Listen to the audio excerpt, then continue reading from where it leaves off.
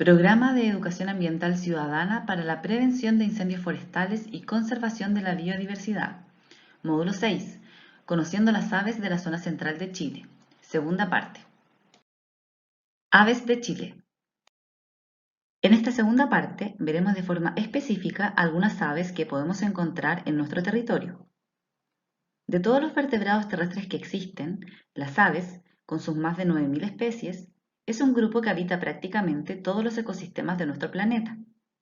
Las podemos ver en alta mar, a orillas de playa, en lo alto de la cordillera, en el desierto, en lo profundo de los bosques, así como también en las ciudades. En Chile existen más de 500 especies identificadas, de las cuales un 60% son residentes, que quiere decir que habitan de manera permanente en el territorio. El resto son migratorias, las cuales veremos en detalle al final de este capítulo. Es importante destacar que solo un 2% de las especies de aves son endémicas, es decir, que solo viven en nuestro país. Vamos a partir con el chincol, una especie muy característica y muy fácil de ver en todo nuestro país. Él habita en campos, huertos, cerros y también lo podemos ver en plazas y jardines. Esta ave se caracteriza por ser relativamente pequeña, mide aproximadamente 15 centímetros y tiene en su cabeza 3 líneas negras que van desde la base del pico hacia la nuca. Una característica para diferenciarlo del gorrión, dado su similar tamaño, es el collar color granate que posee. El chincol es muy conocido por su particular canto, el que asemeja un llamado a su tío Agustín, algo así como ¿alguien ha visto a mi tío Agustín? Escuchemos.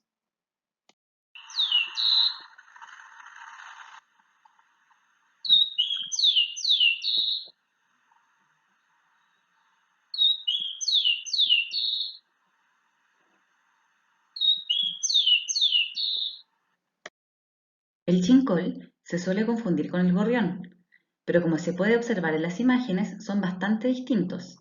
Ambas especies poseen dimorfismo sexual. En el caso del chincol, el macho posee un copete en la cabeza, y en el caso del gorrión, la hembra es mucho más deslavada que el macho. Cabe destacar que el gorrión es una especie introducida. Otras aves que podemos encontrar frecuentemente en plazas, parques y áreas silvestres son la loica y la rara. La loica tiene una historia originada en el campo que explica por qué tiene el pecho colorado. Esta dice que un campesino que cazaba pajaritos erró y disparó en sentido contrario, disparándose hacia él. Todas las aves huyeron, excepto la loica, que fue en su ayuda llevándole agua con el pico en gotitas para poder sanarlo. La leyenda dice que con la sangre de este hombre su pecho se tiñó de color rojo. Lo que diferencia la loica de la rara es que esta última posee un tono más bien granate que rojo. Ambas especies presentan dimorfismo sexual. En ambos casos la hembra es mucho más deslavada que el macho. Un aspecto importante es que los cantos son muy diferentes. En el caso de la loica es más bien un trino. Escuchemos.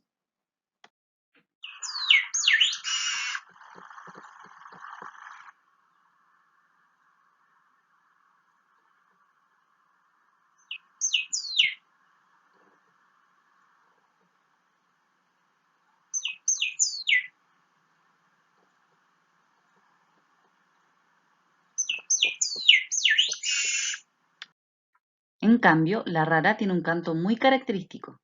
Escuchemos.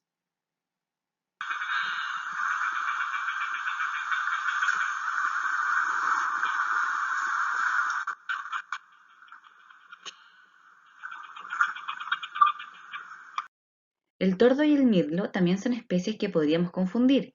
Sin embargo, como podemos ver en la lámina, el tordo es completamente negro, en cambio el mirlo macho es de un tono azul tornasolado. En el caso del mirlo, hacemos esta diferenciación pues posee dimorfismo sexual. La hembra es más bien café. Otra característica que los diferencia es que el tordo es más rellenito. De ahí viene el dicho, el mal del tordo, por su cuerpo gordito y sus patas flacas. En cambio el mirlo es más esbelto. El mirlo es una ave parasitaria. Él no hace nido, sino que pone sus huevos en los nidos de otras aves, como el chincol o el zorzal. Lo que hace es que bota los huevos que encuentra en los nidos y pone los suyos, y por tanto, quien empolla sus huevos es otra especie. Podríamos sorprendernos al ver a un desesperado chincol tratando de alimentar un polluelo más grande que lo habitual, o sea, un pollo de un mirlo. Otros pájaros que podemos encontrar en bosques de la zona central son el cachudito y el rayadito. Ambos son pequeños, miden entre 10 y 11 centímetros. La gran diferencia entre estas especies es que el cachudito tiene un penacho de color negro en su cabeza a diferencia del rayadito. Aquí podemos apreciar lo que vimos en el módulo anterior, la forma de su pico, que está hecha especialmente para comer insectos y semillas, y la forma de sus patas, donde la distribución y forma de sus dedos les permite afirmarse en las frágiles ramitas. Una característica del rayadito es su territorialidad. Lo demuestra con gritos y un caminar vertical sobre los árboles, para así demostrar que ese es su hábitat. Otras dos especies que podríamos confundir, pero que son totalmente distintas, son la paloma y la torcaza. La paloma es la que podemos ver en las ciudades, pero la torcaza está en los bosques principalmente. Esta ave tiene una historia muy interesante. En la época de los años 50, un virus la tuvo al borde de la extinción. Además, esta especie era cazada como alimento. Afortunadamente, sus poblaciones se fueron recuperando. Como mencionamos, la torcaza habita en zonas boscosas, y si no la vemos, es posible escuchar su fuerte aleteo al emprender el vuelo. La torcaza tiene un color café vinoso, castaño, excepto en el lomo y sus cubiertas, que son de un tono más bien gris. También tiene un collar semiblanco en la nuca y plumas verde bronceado bajo este. La paloma es una especie que puede tener diferencia de coloración en su plumaje, pero más bien tiene un patrón característico en tonos grises en distintas combinaciones y plumas iridiscentes al costado del cuello, más visibles en machos. Ambas especies tienen las patas de color rojo, como se puede apreciar en las fotografías. Otras especies que podemos confundir si las vemos en vuelo son el jote y el cóndor. Como podemos apreciar en estas imágenes y como vimos en la primera parte de este módulo, son planeadoras. Aquí podemos ver la envergadura de sus alas, muy extensas, que les permite aprovechar de manera óptima las corrientes de aire para poder recorrer grandes distancias planeando y así hacer un mínimo gasto energético. Para diferenciarlas en vuelo, vemos que el jote tiene sus alas primarias de color blanquecino si es que las miramos desde abajo, a diferencia de las del cóndor que se ven negras. Además, el cóndor se diferencia de todas las demás aves rapaces por la distribución de sus alas primarias en el vuelo. Ambas especies son carroñeras. Como mencionamos en el módulo anterior, esto quiere decir que se alimentan de animales muertos y por eso no tienen plumas en su cabeza. En Chile existen tres especies de jote: el de cabeza amarilla, el de cabeza roja y el de cabeza negra, que es bastante común en la zona central de nuestro país. Por su parte, el cóndor tiene un collar de plumas blancas y el macho de esta especie una gran cresta en su cabeza.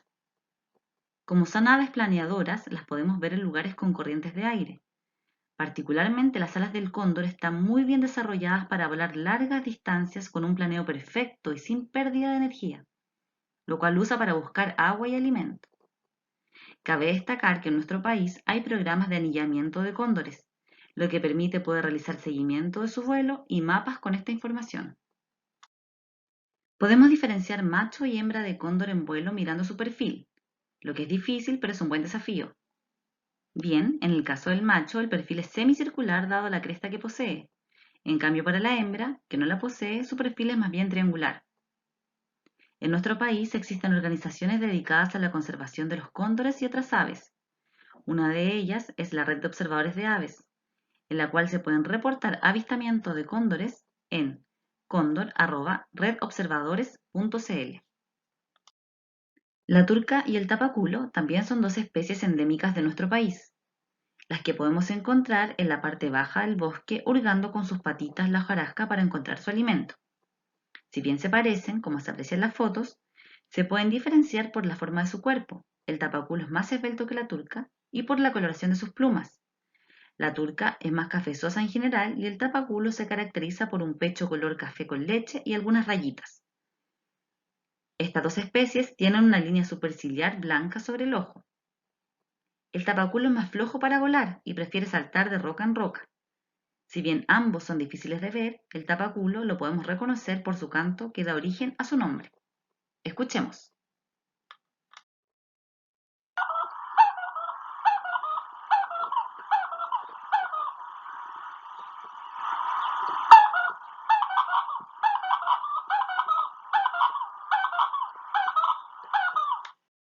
En esta lámina revisaremos dos especies que son parecidas pero son difíciles de confundir pues viven en ambientes distintos.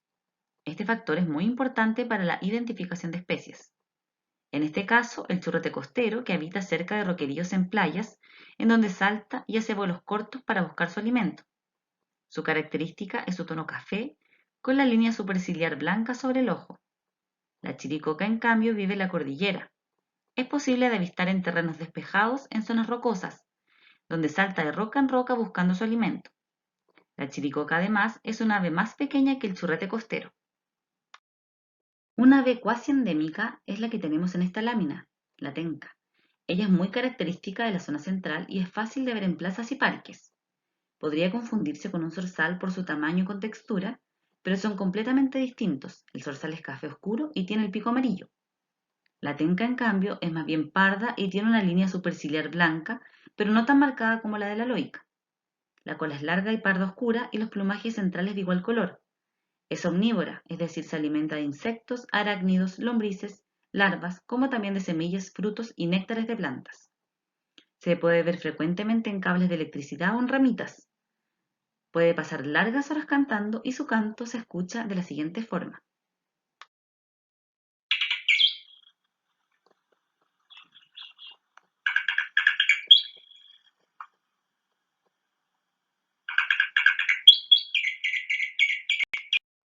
Migración de aves.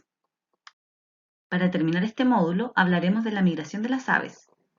Esto es importante porque nuestro país es visitado todos los años, principalmente en la época estival, por muchas especies que viajan miles de kilómetros. Los casos más emblemáticos son especies que viajan desde Alaska hasta Tierra del Fuego para poder alimentarse y reproducirse. Para que estas aves migratorias puedan llegar a nuestro territorio, necesitan de lugares de descanso y alimentación, como lo son los humedales, que lamentablemente se están reduciendo y deteriorando. Es por esto que es tan importante la conservación de las áreas silvestres.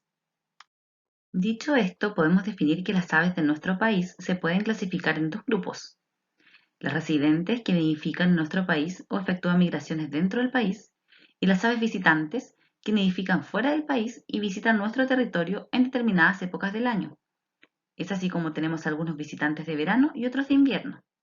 A su vez, este grupo se puede dividir en dos: visitantes regulares, que llegan todos los años, e irregulares, que llegan solo en determinados años. También existen visitantes casuales, que llegan de forma excepcional, ya sea porque se extraviaron de sus vuelos habituales o porque en sus territorios de origen ocurren sequías, temporales, que los obligan a migrar, buscando sobrevivir, alimentarse y reproducirse en lugares terrestres. Las migraciones más conocidas son las que ocurren en verano desde el hemisferio norte y se desplazan hacia Tierra del Fuego. Es por esto que existen lugares declarados como sitios de resguardo, como por ejemplo Bahía Lomas, donde llegan aves como las que vemos en las fotografías, el zarapito y el volvepiedras, que llegan a alimentarse y luego en marzo inician el vuelo de retorno al hemisferio norte. Una ave migratoria que se puede ver en la zona central en áreas no costeras es el fío-fío. Este nidifica en primavera-verano y llega a nuestro país por Copiapó y se desplaza hasta Tierra del Fuego. Y en invierno migra hacia el norte de Sudamérica. Lo podemos ver y escuchar en el bosque, pero también en jardines y huertos. Es pequeño, como el chincol, mide 15 centímetros aproximadamente. Es omnívoro. Se alimenta principalmente de insectos, semillas y brotes tiernos de árboles frutales. Puede resultar difícil de ver, pero se reconoce por sus plumas blancas en el centro del penacho de su cabeza. Su nombre se debe a su característico canto. Escuchemos.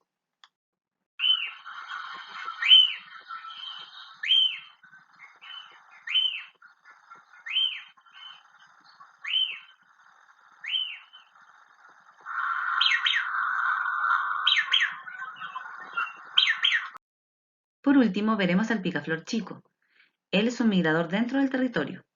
Es decir, que en la época de primavera y verano, cuando llega el picaflor grande a la zona central, se desplaza hacia el sur, dado que éste ocupa su nicho ecológico. Cuando se va el picaflor grande, el picaflor chico vuelve a ocupar su hábitat. Es fácil de ver en jardines, bosques, buscando alguna flor para poder alimentarse. Presenta dimorfismo sexual. El macho tiene una cresta naranjo fluorescente que no tiene la hembra. Es una especie muy pequeña y se alimenta en el vuelo revoloteando entre las flores. Te invitamos a revisar material de apoyo en la biblioteca. videos de los bosques de la zona central, actividades educativas y material didáctico.